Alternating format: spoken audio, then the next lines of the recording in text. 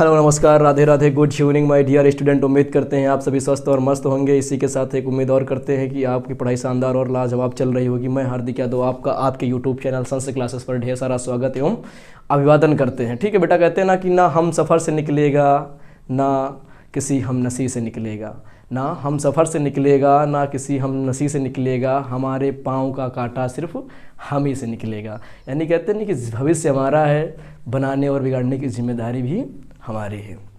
तो आपको आपके उज्जवल भविष्य के निर्माण के लिए हमेशा अग्रिम रहना चाहिए। कहते हैं ना कि आपका वो सबसे पहला कार्य क्या, अगर आपसे पूछा जाए इस टाइम पर, अगर आपसे पूछा जाए कि आपका सबसे पहला काम क्या है, तो आपका जवाब आना चाहिए सर हमारा गोल, हमारा करियर, क्योंकि उससे बड़ी चीज़ें वर्तमान समय में कुछ नहीं है आपके लिए। ठीक है बेटा, तो आज फिर से पढ़ेंगे चैप्टर नंबर पहला ही है, लेक्चर नंबर 9 में आज कवर करने वाले हैं आपका हम इवेंट्स ऑफ सेक्सुअल रिप्रोडक्शन। कह सकते हैं बेटा क्या पढ़ेंगे, लैंगिक जनन की परिघटनाएं। परिघटनाएं मतलब क्या होता है कि कौन कौन सी घटना किसमें होती है, आपकी लैंगिक जनन में होती है। इवेंट्स ऑफ सेक्सुअल रिप्रोडक्शन, हाँ बेटा, यानी कि लैंगिक जनन की परिघटनाएं पढ़ने वाली। कौन कौन सी घटनाएं होती, किसमें होती है, लैंगिक जनन में होती है। तो लैंगिक जनन में मुख्यतः बेटा 3 घटनाएं होती है। समझना मेरी बात को, आराम से समझो, कोई दिक्कत नहीं, बस ये क्लियर कॉन्सेप्ट हो जाना चाहिए। और कमेंट सेक्शन में आ जाया करो अगर डाउट रहा करे तो, ठीक है। वहाँ पर हम इसीलिए आए कि अगर आपका कमेंट सेक्शन में जब आता है कि सर ये नहीं समझ में आया, तो उसको हम बेहतर ढंग से बता देते हैं ना कि लैंगिक जनन की जो परिघटनाएं हैं, कह सकते हैं लैंगिक जनन में कितनी घटनाएं होती हैं। तो मुख्यतः बेटा कितनी होती है, 3 होती है। कौन कौन सी घटना होती है? पहली घटना होती निषेचन से पूर्व घटनाएं। समझना, एक्चुअल में बेटा लैंगिक जनन जाना किसके लिए जाता है, तो बेटा लैंगिक जनन जाना ही जाता है निषेचन के लिए। किसके लिए जाना जाता है बेटा? निषेचन के लिए, निषेचन के लिए जाना जाता। समझना, ठीक। निषेचन का मतलब क्या होता है, तो मैंने हर क्लास में निषेचन के बारे में बताया, वैसे ही कोई क्लास मेरी होगी जिसमें नहीं बताया, वरना हर क्लास में मैंने निषेचन के बारे में बताया है कि क्या होता है। नर युग्मक तथा मादा युग्मक के संलयन की, फ्यूजन की, है ना, संलयन की, मिक्सिंग की, फर्टिलाइजेशन की क्या करते हैं बेटा, जो प्रक्रिया होती है उसे हम कहते हैं निषेचन। जब एक क्या कहते हैं नर युग्मक आता है एक तरफ से और एक तरफ से मादा युग्मक आता है, जब ये दोनों आपस में जुड़ते हैं, ठीक, संलयन करते हैं, तो इस प्रक्रिया को हम बेटा निषेचन कहते हैं। ठीक, तो क्या नर युग्मक और मादा युग्मक जो संलयन कर रहा है इस प्रक्रिया को हम निषेचन कहते हैं। तो क्या निषेचन से पहले भी कुछ घटनाएं रही होंगी, मतलब नर युग्मक बना होगा, है ना। ऐसा थोड़ी निषेचन के समय तुरंत प्रकट हो गया, ऐसा तो होता नहीं। निषेचन के समय अचानक से प्रकट हो गया नर युग्मक मादा युग्मक, ऐसा तो होता नहीं है। पहले किसका निर्माण होता है? नर युग्मक का निर्माण होता है। ठीक, कह सकते हैं शुक्राणुओं का निर्माण होता है ह्यूमन में, ना। महिलाओं में अगर बात करें, मेल कैंडिडेट की बात करें, शुक्राणुओं का निर्माण होता है। अगर फीमेल कैंडिडेट की बात करें बेटा, तो वहाँ पर क्या, ओवम में उनके अंडाणु का निर्माण होता है ना, ओवरी में उनके क्या होते हैं, अंडाणु का निर्माण होता है। उसको हम बोलते हैं क्या, उसको हम मादा युग्मक बोल देते हैं, ठीक है। और जो मेल कैंडिडेट होता है, इसके शुक्राणुओं को हम नर युग्मक बोल देते हैं। ये जब आपस में मिलते हैं तो इसको क्या बोल देते हैं बेटा, क्या बोलते हैं, निषेचन बोल देते हैं। इसको निषेचन बोल देते हैं, इसको हम फर्टिलाइजेशन बोल देते हैं। ठीक बेटा, इसको सेनेगेमी भी बोल देते हैं। आप समझो मेरी बात को, क्या निषेचन तो मान लीजिए बने बनाए युग्मकों के संलयन की प्रक्रिया है। ठीक, बने बनाए युग्मकों के संलयन की प्रक्रिया निषेचन है। तो निषेचन से पूर्व की घटनाएं कुछ नहीं होंगी और कुछ निषेचन की बाद की घटनाएं रही होंगी। तो मुख्यतः लैंगिक जनन की जो परिघटनाएं होती है, कितनी होती हैं? 3 प्रकार की होती है। पहली होती है निषेचन से पूर्व की घटना, प्री फर्टिलाइजेशन इवेंट्स, निषेचन से पूर्व की परिघटनाएं। ठीक, दूसरी क्या होती है बेटा, निषेचन, यानी दूसरा क्या है आपका मेन वाला है फर्टिलाइजेशन, निषेचन से पहले वाली घटना, तो क्या कहेंगे बेटा, निषेचन से पूर्व घटनाएं, यानी प्री फर्टिलाइजेशन इवेंट्स। उसके बाद बेटा आता है आपका क्या आता है, ये आ गया, किसका नाम है, निषेचन पश्च घटनाएं, यानी कि पश्च का मतलब बेटा बाद वाला, पोस्ट फर्टिलाइजेशन इवेंट्स, निषेचन पश्च घटनाएं। तो मुख्यतः लैंगिक जनन में 3 घटनाएं होती हैं। एक होती निषेचन से पहली वाली, एक होती है निषेचन, और एक होती निषेचन के बाद वाली। ठीक है, तो निषेचन से पहले क्या होता है, अभी आपका सर, अब मैंने समझाया, कहोगे सर निषेचन से पहले क्या होगा, सबसे पहले महिलाओं में होगा क्या, अंडाणु बनेगा। ठीक है, मनुष्यों में क्या होगा, नर में क्या बनेगा बेटा, शुक्राणु बनेगा। तो ये क्या है, शुक्राणु क्या है, युग्मक है, अंडाणु क्या है, युग्मक है। तो क्या होगा बेटा, युग्मक जनन होगा। जनन का मतलब होता है बेटा निर्माण होना, जनन का मतलब क्या होता है, निर्माण होना। तो सबसे पहले क्या बनेगा बेटा, युग्मक का निर्माण होगा। तो यहाँ पर लिखा हुआ है ना, क्या लिखा है, युग्मक जनन। उससे पहले मैं एक चीज लिखी, क्या लिखी, निषेचन से पहले की घटना को ही, निषेचन से पहले की घटना को ही निषेचन पूर्व घटना कहते हैं। पूर्व का मतलब पहले, किससे, निषेचन से। तो निषेचन से जो पहले वाली घटनाएं होंगी उससे हम क्या कहेंगे बेटा, निषेचन पूर्व घटना कहेंगे। तो निषेचन पूर्व में क्या होगा, सबसे पहले युग्मक का निर्माण होगा। अगर युग्मक ही नहीं बनेगा तो निषेचन कहाँ से होगा भैया। निषेचन होने के लिए किसका होना चाहिए, युग्मक का होना जरूरी है। और मैंने कहा युग्मक प्रकट नहीं होते बेटा, युग्मक का निर्माण होता है, ठीक है। तो क्या होगा बेटा, युग्मक निर्माण को ही क्या कहते हैं, युग्मक जनन कहते हैं। युग्मक में मैंने बता दिया क्या होता है, एक नर युग्मक जिसे हम शुक्राणु कहते हैं, ठीक है, नर युग्मक जिसे हम शुक्राणु कहते हैं, ठीक, मादा युग्मक जिसे हम अंडाणु कहते हैं। समझना, ध्यान में रखना, बार बार युग्मक बोल रहे हैं। अब तुमको सर कहे कि ये युग्मक कौन सा अरबी शब्द ले आया, तो ऐसी कोई बात नहीं, समझना, युग्मक जनन होगा। युग्मक का मतलब होता है क्या, कि नर युग्मक या मादा युग्मक का निर्माण होना, ठीक है। अब यहाँ पर देखेंगे युग्मक जनन का मतलब होता है किसी चीज का निर्माण करना। तो निषेचन से पहले किसकी आवश्यकता होगी, युग्मक बनने की आवश्यकता होगी। जब युग्मक बनेगा तभी तो निषेचन हो गया ना। तो युग्मक बनेगा तब निषेचन होगा। तो युग्मक बनने की जो प्रक्रिया होगी वो निषेचन पूर्व घटना होगी। क्या होगी, निषेचन पूर्व घटना होगी। तो निषेचन पूर्व में क्या होगा, सबसे पहला पॉइंट युग्मक जनन होगा। क्या लिखाएगा, युग्मक निर्माण होना ही युग्मक जनन कहलाता। पहला क्या है, युग्मक का निर्माण होना ही क्या है, युग्मक जनन कहलाता। ये बात समझ में आ गई। नीचे लिखा है नर जननांगों से नर युग्मक, ठीक है, किससे, नर जननांगों से नर युग्मक और मादा जननांगों से मादा युग्मक, ठीक, नर जननांगों से नर युग्मक और मादा जननांगों से मादा युग्मक के निर्माण की प्रक्रिया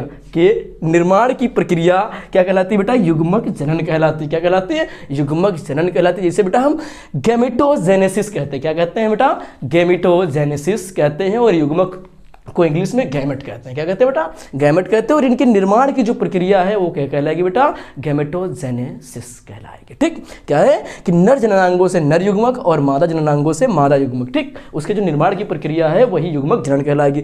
अब सर युग्मक जनन कितने प्रकार के होते हैं, हाउ मेनी टाइप्स ऑफ, क्या युग्मक जनन, ठीक। तो बेटा मुख्यतः कितने प्रकार के होते हैं, ये होते हैं बेटा 3 प्रकार के। कितने प्रकार के, 3 प्रकार के होता है। पहला बेटा हम यहाँ पर लिखा होगा क्योंकि बोर्ड छोड़ा है, तो यहाँ पर मैंने पहला लिख दिया, किसे कहते हैं, सम युग्मक या आइसोगेमट। सम युग्मक या आइसोगेमट, इसको क्या कहते हैं बेटा, ऐसे युग्मक। देखो यहाँ पर समझना, सम का मतलब समझो बेटा, यहाँ पर क्या लिखा हुआ, सम का मतलब बेटा समान। क्या होता है बेटा, समान। युग्मक का मतलब युग्मक, समान युग्मक, ठीक, क्या कहलाएंगे, सम युग्मक कहलाएंगे, आइसोगेमेट कहलाएंगे। लिखा ऐसे युग्मक जो आकार और आकृति, ठीक है, ऐसे युग्मक जो आकार और आकृति दोनों में, ऐसे युग्मक जो आकार और आकृति दोनों में क्या होंगे बेटा, समान होंगे, उनको क्या कहेंगे बेटा, समयुग्मक कहेंगे। अब 1 मिनट ध्यान चाहेंगे, ये मैंने एक क्या बना दिया है, गोला, ठीक, एक ये मैंने बना दिया, मैंने कह दिया एक ए और एक बी, ठीक, एक जगह पर रखे हुए हैं, ठीक। मान लीजिए मैंने एक लैब में हूँ, मैंने कहा कि पहचान करिए कि इसमें से कौन सा नर है, कौन सा मादा युग्मक है। तो आप कैसे पहचान करोगे, क्योंकि दोनों की आकार क्या है, समान है, दोनों की आकृति क्या है, समान है, तो उस कंडीशन में आप कैसे पहचान करोगे। तो मैंने कहा कि ये थोड़ा सा मुश्किल है, जिनका आकार और आकृति दोनों समान हो, ठीक है, उन्हें कहेंगे हम समयुग्मक। देखो इसकी आकार और आकृति, ठीक, आकार और आकृति क्या बेटा, दोनों समान है, उस कंडीशन में ऐसे युग्मक जिनका आकार और आकृति दोनों समान होते हैं उनको हम समयुग्मक कहते हैं। और ऐसे युग्मकों के संलयन को, ऐसे युग्मकों के जुड़ने की प्रक्रिया को हम क्या कहते हैं, समयुग्मकी संलयन कहते हैं। एग्जाम्पल में बेटा क्या है, क्लेमाइडोमोनास, सर फिर से आ गए क्लेमाइडोमोनास पर, हाँ बेटा, क्लेमाइडोमोनास डेब्रियोनम, क्या बेटा, क्लेमाइडोमोनास डेब्रियोनम। ये डेब्रियोनम क्या है, उसकी कह सकते हैं एक जाति है, किसकी, क्लेमाइडोमोनास की, ठीक है बेटा। तो आपको समझ में आया, ऐसे युग्मक जो आकार और आकृति दोनों में समान होते हैं समयुग्मक कहलाते हैं, और इनका संलयन क्या कहलाता है, समयुग्मकी संलयन कहलाता है। क्या कहलाता है, समयुग्मकी संलयन कहलाता है। आप एक बार अब अगला पढ़ाने वाले हैं दूसरा प्रकार, उससे पहले बेटा आप इसको एक बार स्क्रीनशॉट ले लीजिए, फिर हम लिखते हैं, ठीक है। चलो स्क्रीनशॉट ले लिया, चलो एक बार फिर से देखते हैं। अब यहाँ पर पहला पॉइंट मैंने लिख दिया था असमयुग्मक, ठीक बेटा। अब बात करते हैं किसका, ये आएगा असम युग्मक से। यहाँ पर बेटा क्या था, सम युग्मक था, यहाँ पर क्या है, असम युग्मक। आ का मतलब बेटा नहीं है, सम का मतलब समान, युग्मक का मतलब युग्मक। जो युग्मक क्या नहीं है, समान नहीं। किसमें नहीं समान है बेटा, ऐसे युग्मक जो आकृति में एक जैसे हैं। आकृति में क्या है, एक जैसे। मैंने कहा ना, देखिए बेटा एक सेकंड इस तरफ, look at the white board, ठीक। ये एक ये हो गया और एक ये हो गया। मैं कहूँ बेटा इसमें नर कौन सा है और मादा युग्मक कौन सा है, तो आप क्या कहोगे, दोनों क्या है बेटा, दोनों आकृति में कैसे हैं, एक जैसे हैं, गोलाकार है, दोनों क्या है, गोलाकार। लेकिन आकार में क्या है बेटा, अंतर है। एक आकार में बड़ा है और एक क्या है, छोटा है। एक क्या है, छोटा है। तो ऐसे में क्या कहेंगे हम, ऐसे युग्मक जो आकृति में एक जैसे हैं परंतु क्या बेटा, आकार में अलग अलग होते हैं। क्या है बेटा, अलग अलग होते हैं। क्या है, अलग अलग होते हैं। असम युग्मक, आ का मतलब नहीं है, सम का मतलब समान, युग्मक का मतलब युग्मक। ऐसे युग्मक जो समान नहीं, किसमें, आकार और आकृति में। किसमें, आकृति में तो है लेकिन आकार में नहीं। किसमें, आकृति में तो एक जैसे है लेकिन बेटा आकार में एक जैसे नहीं है। क्या कहलाएंगे बेटा, क्या कहलाएंगे, असम युग्मक कहलाएंगे। क्या कहलाएंगे बेटा, असम युग्मक कहलाएंगे। मैंने कहा ना, ऐसे युग्मक जो आकृति में एक जैसे हैं परंतु आकार में क्या है, अलग अलग है, ऐसे युग्मक कहलाएंगे बेटा। क्या कहलाएंगे, असम युग्मक कहलाएंगे। और इनका संलयन, इनका फिक्शन, इनका मिक्सिंग, इनका फर्टिलाइजेशन क्या कहलाएगा, असम युग्मकी संलयन कहलाएगा। क्या कहलाएगा, असम युग्मकी संलयन कहलाएगा। ठीक है बेटा, अब चलते हैं उदाहरण में क्या है, क्लेमाइडोमोनास। यहाँ पर भी क्लेमाइडोमोनास है। ठीक, अब बात करते हैं किसकी, विषम युग्मक की। क्या करेंगे बात, विषम युग्मक की बात करते हैं। क्या करेंगे, विषम युग्मक की बात करेंगे। विषम युग्मक क्या होता है, हेटेरोगैमेट्स क्या होते हैं, ऐसे युग्मक जो आकार और आकृति दोनों में क्या हो, भिन्न। ऐसे युग्मक बेटा जो आकार और आकृति दोनों में क्या हो, बिल्कुल अलग जैसे हो, बिल्कुल अलग अलग हो। मान लीजिए मैंने कहा ना, एक ये युग्मक है, ठीक, और एक ये युग्मक है। ठीक, अब देखो ये दोनों आकार और आकृति में क्या है, बिल्कुल अलग अलग है, बिल्कुल क्या है, अलग अलग है। ऐसे युग्मक क्या कहलाएंगे, विषम युग्मक। विषम का मतलब बिल्कुल ही क्या नहीं है, समान, जो बिल्कुल ही समान ना हो। वी का मतलब विषम, मतलब बिल्कुल समान ना हो, क्या, युग्मक। ऐसे युग्मक क्या कहलाएंगे, क्या कहलाएंगे बेटा, विषम युग्मक कहलाएंगे, हेटेरोगैमेट्स कहलाएंगे। उदाहरण के लिए फिर से क्या, क्लेमाइडोमोनास। क्लेमाइडोमोनास ही क्या करता है बेटा, एक क्वेश्चन नीट का हमेशा ये बनता है कि वो कौन सा जीव है जो क्या करता है, लैंगिक विकास को दर्शाता है, लैंगिक विकास को या लैंगिक विकास की दर को क्या करता है बेटा, दर्शाता है। तो वो क्या है आपका, क्लेमाइडोमोनास है। क्योंकि क्लेमाइडोमोनास में क्या पाया जाता था बेटा, पहला समयुग्मक संलयन भी पाया जाता था। क्यों, इसमें दोनों क्या थे, समान थे, इनमें समयुग्मक संलयन भी पाया जाता था। फिर इसने अपने आप को अपडेट किया थोड़ा सा, इसने क्या किया, विकास किया। विकास करने के बाद ये देखो आया असम युग्मक। असम युग्मक भी किसने पाया जाता था, क्लेमाइडोमोनास में। ये दर्शा रहा है किसको, लैंगिक जनन के विकास को दर्शा रहा है। फिर विषम युग्मक भी किसने पाया था, क्लेमाइडोमोनास में, लेकिन इनकी जाति अलग अलग है। ठीक है, ऐसा नहीं है क्लेमाइडोमोनास डेब्रियनम है तो क्लेमाइडोमोनास ब्राउनी है, क्लेमाइडोमोनास जो है कोकीफेरा है। क्लेमाइडोमोनास कोकीफेरा, इसको देखते हैं कौन सी है, क्लेमाइडोमोनास डेब्रियनम हो गया आपका, क्लेमाइडोमोनास कोकीफेरा। ठीक, क्लेमाइडोमोनास कोकीफेरा दर्शाती है। और ये क्या, क्लेमाइडोमोनास ब्राउनम। क्या है, क्लेमाइडोमोनास ब्राउनी। ये तीनों प्रजातियां किसकी हैं, क्लेमाइडोमोनास की हैं। और तीनों क्या दर्शाती हैं, लैंगिक विकास की दर को दर्शाती हैं। जब क्या था, समयुग्मी संलयन था तब क्लेमाइडोमोनास डेब्रियनम था। उसके बाद असम युग्मकी में आया क्लेमाइडोमोनास ब्राउनी आया। उसके बाद क्या, क्लेमाइडोमोनास कोकीफेरा आया। इन सब में क्या विकास दर्शा रहे बेटा, लैंगिक विकास दर्शा रहे। मनुष्य में भी क्या पाया जाता है बेटा, विषम युग्मकी संलयन पाया जाता है या विषम युग्मक पाया जाता है। किसमें बेटा, जंतुओं में, मनुष्यों में क्या पाया जाता है, विषम युग्मकी। देखो यहाँ पर ये क्या है, इसकी आकृति देखो, ये कह सकते हैं बिल्कुल अलग है, ये बिल्कुल अलग है और ये बिल्कुल अलग है। ठीक है, तो ऐसे जो आकार और आकृति में दोनों में क्या हो, अलग अलग हो, या कह सकते हैं बिल्कुल भिन्न हो, उन्हें क्या कहेंगे बेटा, विषम युग्मकी संलयन या विषम युग्मक कहेंगे। ठीक है बेटा, चलिए एक बार स्क्रीनशॉट ले लीजिएगा इसको, उसके बाद फिर आगे हम पढ़ाते हैं निषेचन क्या होता है। चलिए स्क्रीनशॉट हो गया ना, चलिए बच्चा अब क्या पढ़ने वाले हैं, इवेंट्स ऑफ सेक्सुअल रिप्रोडक्शन का सेकेंड टाइप, फर्टिलाइजेशन, यानी कि बेटा निषेचन।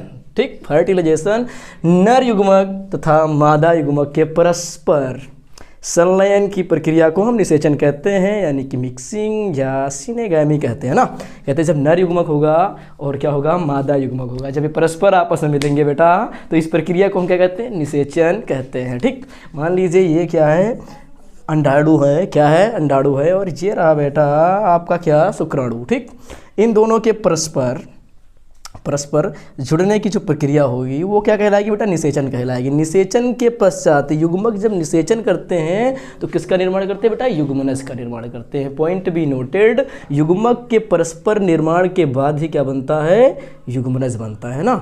जब नर युग्मक और मादा युग्मक परस्पर मिलते हैं तो युग्मनज का निर्माण करते हैं। ठीक, युग्मनज लगातार कोशिका विभाजन करके किसका निर्माण करता है बेटा, भ्रूण का निर्माण करता है। किसका निर्माण करता है, भ्रूण। भ्रूण गर्भ में होता है और थोड़ा थोड़ा विकास करके क्या करता है, एक समय के पश्चात शिशु के रूप में जन्म लेता है। किसके रूप में, शिशु के रूप में जन्म लेता है। ठीक, तो निषेचन दो प्रकार से होता है। पहला होता है बाह्य निषेचन।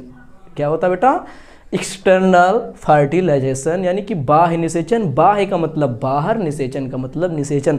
निषेचन की प्रक्रिया, अच्छा अभी तक को आपको पता नहीं चला कि निषेचन कहाँ कहाँ हो सकता है ना। आप कहाँ तक इमेजिन कर सकते हो कि आपको पता होगा सर निषेचन शरीर के अंदर ही होता है ना, शरीर के अंदर होता है। जब नर युग्मक क्या करता है, अपने जब एक नर होता है वो अपना युग्मक क्या करता है, मादा युग्मक से जोड़ता है, या कह सकते हैं मादा के अंदर ट्रांसफ़र करता है। तो ये क्या होता है, युग्मक संलयन होते हैं। तो वहाँ पर पता होगा कि आपके तुम मादा के शरीर के अंदर क्या हो रहा है, युग्मक हो, कह सकते हैं निषेचन हो रहा है, मादा शरीर के अंदर हो रहा है कि नहीं हो रहा है। ठीक है, क्या आपको लगता है कि बाहर भी हो सकता है बेटा, बिल्कुल बाहर होता है। आपको बताया कि बाह्य निषेचन यानी एक्सटर्नल फर्टिलाइजेशन में क्या होता है, जब निषेचन की प्रक्रिया क्या होता है, जीव शरीर के बाहर होती है, जीव शरीर के बाहर होती है तो उसे बेटा बाह्य निषेचन कहते हैं। क्या कहते हैं, बाह्य निषेचन कहते हैं। बाह्य निषेचन कहते हैं। और ये कहाँ पर होता है, बाहर होता है। ये मेढक क्या करता है बेटा, अपने जो है युग्मक बाहर देता है और वहाँ पर मेल के युग्मक बाहर आते हैं, आपस में जुड़ करके क्या करते हैं, निर्माण करते हैं। मछलियों को देखा होगा, मछली दो प्रकार की होती है। एक मछली में बेटा अस्थि पाई जाती है, दूसरे में उपास्थि पाई जाती है। उपास्थियों में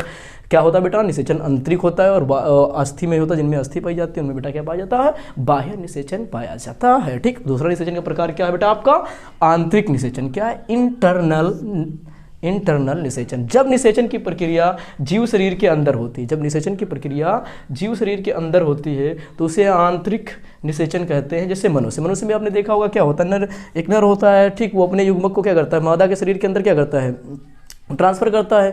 तो वो क्या, उसके आंतरिक शरीर के अंदर क्या हो रहा है, निषेचन हो रहा है ना। निषेचन कहाँ, उस फिलिपियन ट्यूब के आसपास जाकर के क्या होता है, वहाँ पर अंडाणु आता है मादा का, यहाँ से नर का क्या जाता है, शुक्राणु जाता है। वो आपस में परस्पर मिलते हैं, मिलकर के क्या करते हैं, युग्मनज का निर्माण करते हैं। युग्मनज में लगातार कोशिका विभाजन होती है, उसको क्या कहते हैं बेटा हम, फिर बाद में भ्रूण बनता है। भ्रूण विकास करके क्या करता है, एक शिशु के रूप में जन्म लेता है। ये रही इतनी सी कहानी। ठीक है, यहाँ तक हो गया होगा। बात करते हैं निषेचन पश्च घटना है। निषेचन के पश्च में क्या होता है, तो दो चीजें ध्यान रखना, मैंने बोल दिया। निषेचन के पश्च में युग्मनज बनता है। क्या बनता है बेटा, युग्मनज बनता है। ठीक, युग्मनज यानी जायगोट। क्या बनता है बेटा, जायगोट, युग्मनज। यानी युग्मक जब मिलते हैं तो किसका निर्माण करते हैं, युग्मनज का निर्माण करते हैं। तो निषेचन के बाद ही तो युग्मनज बन रहा है ना। तो जो बाद में है मतलब पश्च है कि नहीं, जो बाद में वही तो पश्च होगा ना, पोस्ट। यानी कि निषेचन के बाद, फर्टिलाइजेशन के बाद किसका निर्माण हो रहा है बेटा, युग्मनज का निर्माण हो रहा है। तो निषेचन पश्च घटनाएं कहलाएगी, जिसमें युग्मनज लगातार कोश का विभाजन करेगा बेटा। लगातार कोश का विभाजन करके क्या करेगा, लगातार कोश का विभाजन करके किसका निर्माण करेगा बेटा, भ्रूण का निर्माण करेगा। फिर भ्रूण धीरे धीरे गर्भ अवस्था में क्या करेगा, विकास करेगा। विकास करने के बाद अंततः शिशु के रूप में जन्म लेगा। शिशु के रूप में यानी कि युग्मनज और भ्रूण विकास जो घटना है एक ऐसी है निषेचन पश्च घटना है। यहीं तक बेटा ये क्लास थी। चलो अच्छा, ये यहाँ तक हो गया ना। युग्मनज बनते हैं, उसके बाद भ्रूण बनता है, फिर भ्रूण विकास करता है। विकास करने के बाद क्या करते हैं बेटा, शिशु के रूप में जन्म लेता है। यहाँ तक हो गया। अब एक टॉपिक इसी के बीच में आता है बेटा, जीवों में लैंगिकता, है ना। एक टॉपिक आता है छोटा सा, जीवों में लैंगिकता। आपने 9th में पढ़ लिया बेटा, 10th में पढ़ लिया, 11th में भी, 12th में भी। उसको हम लिखाएंगे नहीं, ठीक, उसको नहीं लिखाएंगे। सुनो ध्यान से। जीवों में लैंगिकता मतलब जीवों में कह सकते हैं कि कितने लिंग पाए जाते हैं ना। जीवों में लैंगिकता मतलब जीवों में कितने प्रकार के लैंगिक पाए जाते हैं ना। तो बात करें बेटा, जीव कितने प्रकार से होते हैं, द्वि प्रकार से होता है बेटा। एक होता है एक लिंगी जीव होता है, ठीक, एक होता है एक लिंगी जीव। ऐसा जीव जिसके शरीर पर सिर्फ एक लिंग पाया जाता हो, ऐसा जीव जिसके शरीर पर सिर्फ एक लिंग पाया जाता हो उसे हम एक लिंगी जीव कहते हैं। ठीक, क्या कहते हैं, एक लिंगी जीव से कहते हैं, या फिर यूनिसेक्सुअल कहते हैं ना, यूनिसेक्सुअल कहते हैं। मान लीजिए एक आदमी है, ठीक, उसके शरीर पर कितने लिंग पाए जाते हैं, तो सर सामने से जवाब आएगा सर एक लिंग पाया जाता है। तो कैसा है, एक लिंगी जीव है, ठीक है। द्विलिंगी मतलब बाइसेक्सुअल, ऐसे जीव जिनके शरीर पर दोनों लिंग पाए जाते हैं, बाइसेक्सुअल कहलाएंगे। सीधी सी बात। जैसे जोक को ले लें हम, केचुए को ले लें। केचुए में क्या होता है, एक अंग उसका क्या होता है, एक मेल होता है, दूसरा उसमें क्या होता है, फीमेल होता है। जोक में एक मेल होता है, दूसरा फीमेल होता है। वैसे क्या होता है बेटा, अब पादप की बात करें, एक लिंगी श्रीय पादप होता है, एक उभयलिंगी श्रीय पादप होता है। ठीक है, ऐसे पादप जिनमें क्या होता है कि सिर्फ एक लैंगिक जो है एक लैंगिक संरचना पाई जाती है। ऐसे पादप जिनमें सिर्फ एक लैंगिक संरचना पाई जाती है, चाहे उसमें नर पाया जाता हो चाहे फिर मादा पाया जाता हो। ठीक, एक ही पादप पर सिर्फ एक लैंगिक संरचना पाई जाती है, उसे हम एक लिंगी श्रीय पादप कहते हैं। ऐसी संरचनाओं को एक लिंगी श्रीय पादप कहते हैं। उभयलिंगी श्रेणी में क्या होता है, ऐसे पादप जिसमें नर और युग्मक, नर तथा मादा दोनों क्या पाए जाते हैं, दोनों संरचनाएं पाई जाती हैं, दोनों संरचनाएं पाई जाती हैं। इनको हम क्या कहते हैं बेटा, उभयलिंगी श्रेणी पादप कहते हैं। इतनी सी कहानी थी। ठीक है, आपका चैप्टर कंप्लीट होता है। आज कौन सा चैप्टर हमने कंप्लीट कर लिया है, चैप्टर कंप्लीट किया है जीवों में जनन, पूरी तरह से कंप्लीट हो चुका है। अब हम कल पढ़ने वाले हैं बेटा पुष्पी पादपों में लैंगिक जनन शुरू होगा, और वो आपका इंपॉर्टेंट टॉपिक है। मैं कह सकता हूँ कि मोस्ट इंपॉर्टेंट चैप्टर है आपका। यूपी बोर्ड की दृष्टिकोण से पुष्पी पादपों में लैंगिक जनन कम से कम 2 या 3 नंबर का आएगा ही आएगा। आपको उसको पढ़ना पड़ेगा और हम उसको विस्तार से पढ़ेंगे, बिल्कुल मस्त तरीके से ना। चलिए, आप इसको नोट्स बना लेना, पढ़ते रहिए। अगर आप इसको, मैं कहता हूँ मेरी क्लासेस आप पढ़ते रहिएगा तो यकीन मानिए फिलहाल आपको किसी की ज़रूरत नहीं पड़ेगी, बिल्कुल नहीं पड़ेगी। इतना डीप आपको पढ़ा ही रहे हैं। ठीक, स्क्रीनशॉट ले ही लिया होगा, नोट्स बना लेना, पढ़ते रहना। ठीक है, मिलते हैं बेटा कल की वीडियो में। ठीक, जय हिंद, जय भारत, नमस्कार, राधे राधे।